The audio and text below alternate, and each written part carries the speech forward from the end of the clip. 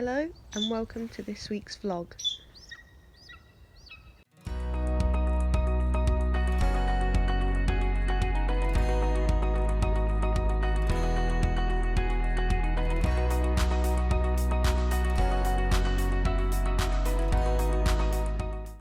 So it's took quite a few days of real sort of nonchalant behaviour and looking unfit as well as not being that responsive, and today's the first day where we're kind of getting somewhere. It's pretty much instant. He looks much stronger on the wing, but he's still not there yet, because I know when his response is really good, if I take him halfway back and he flies to his mat, I then have to run to the full length of the line because he gobbles up his food and he's on me and he's chasing me for that next tidbit or that reward in the glove. And he's not there yet. He's still taking a few seconds for me to call him, but certainly, just like if you persevere at the gym, there comes a time when you think, oh, actually I can notice a difference. You don't notice anything to start with. It's really demoralising. He's at that stage now where we're noticing a difference, so watch this space. Hopefully he'll be out in the field properly soon, but it's certainly taken a lot longer this year, and that's because he did less work last winter, so he's got less fitness to hang on to through the sort of lazy summer months.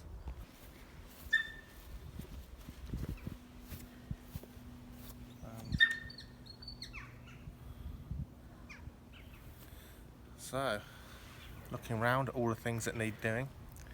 Last year, full on. It was just since January. We were just cracking on, renovating, making some changes. Because people always like to see changes, and I like to see changes, of course. Things progress, don't they? And we learn new things as well. This year's been an absolute nightmare, as you've heard me whinge on about, because it's all been about what we can do with elbow grease, but of course, no finances available whatsoever to sort of make anything but urgent changes. So I'm just standing here now and my wine's whirring. This is our Falcon Muse.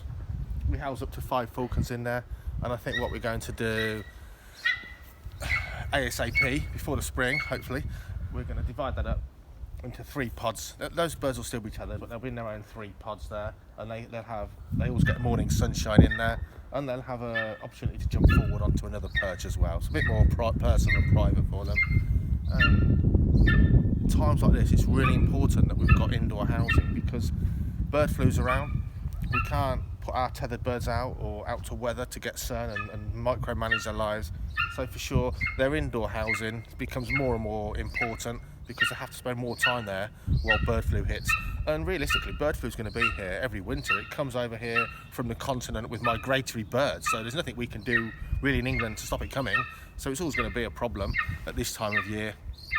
Luckily, it really affects the water birds, which is not lucky for them, but better for us for sure. The fences all need painting.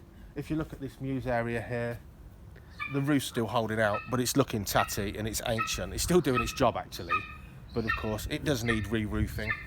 Everything this spring is going to be repainted again. It's about every 2 years the place needs a full repaint. If you look at these aviaries here, we've got the two micro falcons, or small falcons. We've got an English or a European kestrel, and we've got an American kestrel, and they're free lofted in their own little pods there. Now if you look at the front, it's got zoom mesh on the inside, so for them it's like a net curtain. We can't really see them very well. They can see out just fine and they can get the sun just fine, but simple trick. So that's been put on there hastily because the mesh is too large for those small falcons. So what we'll do, we'll actually spray that with matte black paint, and as soon as you paint a mesh on your aviaries black, matte black, all of a sudden you can see through what was silver mesh reflecting the light. So we'll probably leave those as they are, but we'll make them easier to see into. The eagles, we're going to have all this out. Come and have a look at this.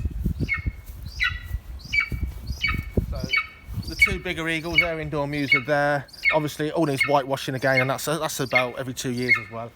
But if you look at what's on the substrate, 20mm gravel, it's nice to hose through, but it's a bit harsh on the birds. It dulls their talons, so hunting birds like Zeus, if they haven't got sharp talons, they're no good for hunting.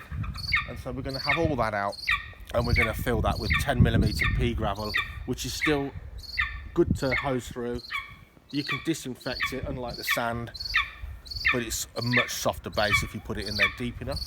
So here as well, the wildflower meadow, I'm thinking of moving it back about 1 metre this way and lawn mowing that metre there, and putting the falcons outdoor perches and baths directly in front of their pods, so it looks neat, which is where they used to be. But I wanted to experiment with the wildflower meadow over the last couple of years. This area here, So noisy.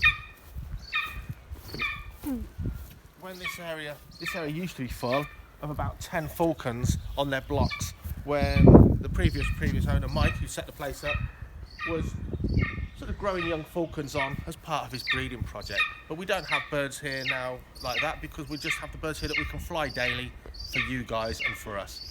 So we've got an area here that's been used for the eagles as an outdoor running line tethered area. Depending what happens, remember what we said in the previous vlogs, there's big changes coming for next year. Depending what happens this summer, at the moment I've earmarked this area for a part of our talks to the public with the more exotic side of our collection. So those guys that are interested in maybe British woodland animals like hedgehogs, or even rats, or even snakes.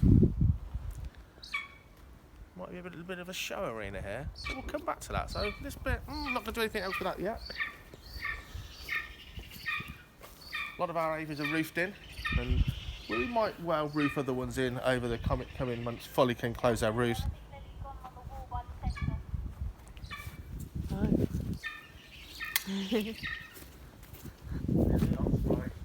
Whereabouts, Sam? We're in the centre. Oh, she's come through the door. I can see it. Oh, she's come through. Lily.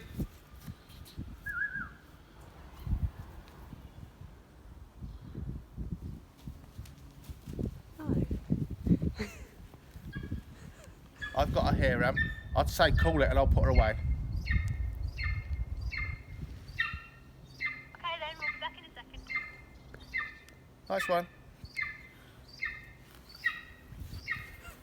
She's meant to be flying in the fields, wild and free. But no, oops. She wants to come back and go back to bed and have a lunch. Never worked with barn owls, animals or children, ever.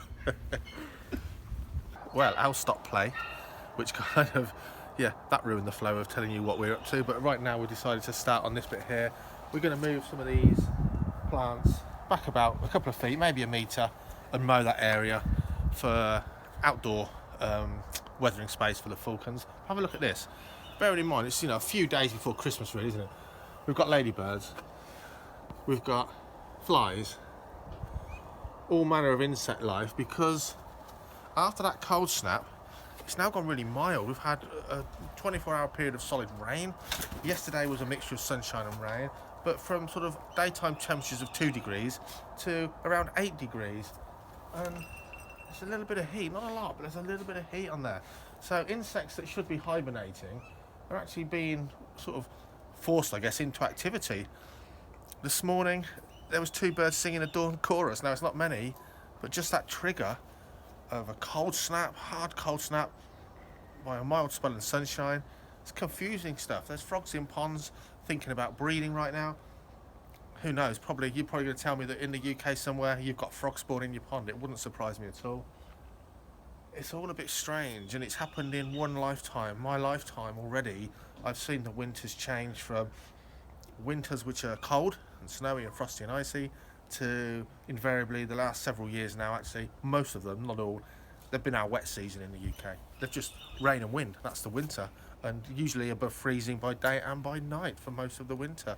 Crazy, difficult for wildlife that haven't evolved that kind of climatic conditions. Things that should hibernate that are being woken up all the time, it usually doesn't do them any good at all. But for now, a bit of gardening. What a lovely day for gardening. Right, you use a little one because it'll be easier. And I want you to dig up this one here, okay? I'm catching you being bossy.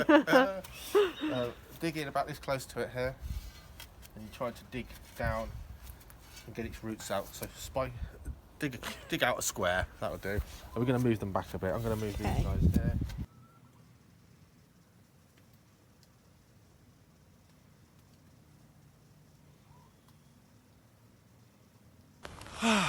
lovely weather. Obviously, if you're training birds of prey and working with birds of prey, if you don't go out when it's raining or you don't go out when it's a bit windy, you kind of, in the UK, you don't go out much at all. So as miserable as it is, it's a case of wrapping up, knowing you're going to get soaked through in this kind of rain, doing the work you've got to do, and then hot shower when you're done, get changed obviously, and just carry on. And obviously it's not just me that's stupid that does this, it's the staff here at Icarus Falconry, the girls that run the place. They're here whatever. Now, we don't want our guests to come when it's pouring of rain all day because they're going to be miserable whatever happens. They don't have to be here. And of course we allow them to come, and we postpone their voucher, and they come back when the weather's a bit better. If it's going to be showery, that's the UK. But of course, even though our guests have been told you're better off coming on a nicer day, you'll enjoy it more, the staff and the crew here, they're here anyway, aren't they? They're still here, they're still exercising the birds they can, they're still cleaning out enclosures, and they're still keeping the place ticking over and looking after the animals. It's a big commitment with any animal that lives outside. I'm quite scared of horses. I probably won't ever have a horse, and I take my hat off to those girls and men that look after horses, because obviously it's the same thing, only scaled up hugely. Don't know how they do it. Huge poos, huge enclosures to clean, and huge animals to look after, and that need a huge area. Any animal keeping, you just keep going on. You do keep calm and you do carry on, and you swear and you moan to each other about the horrendous wet weather when it doesn't stop for sort of 24 hours. You still have to get out there and do it. So credit to all the people like us that look after animals and are always at it no matter what the weather. You don't stop. And also, of course, you can't be sick unless you are bedridden. You just have to carry on in the same vein. That's what it is when you keep animals and look after them. Don't buy animals on a whim. Don't do that. Always do your research first. It can be a bit of graft sometimes. Oh, Zeus has done a poo. He's ready to fly, so I'm going to get on, give him a bit of exercise.